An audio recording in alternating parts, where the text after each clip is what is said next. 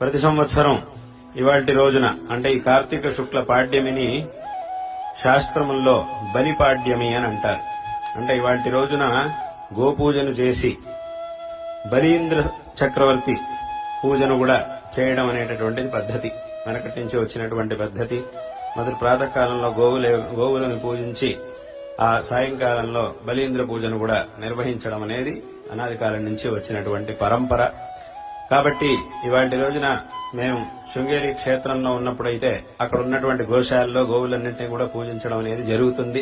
వాస్తవంగా ఇదే అయితే మేము ఎక్కడున్నా కూడా వాస్తవంగా యాత్రల్లో కూడా ఎక్కడున్నా కూడా అక్కడ గోపూజన ఇవాటి రోజున గోపూజన చేయడం అనేది వెనకటి నుంచి వచ్చినటువంటి పద్ధతి. కాబట్టి ఇవాటి రోజున తప్పకుండా ఈ గోశాలకు వస్తాను, ఇక్కడికే వచ్చి గోవుల పూజ మేము చేసేటటువంటి ఆ గోపూజను ఇక్కడే చేస్తాను అని చెప్పి నేను అప్పుడు చెప్పడం జరిగింది.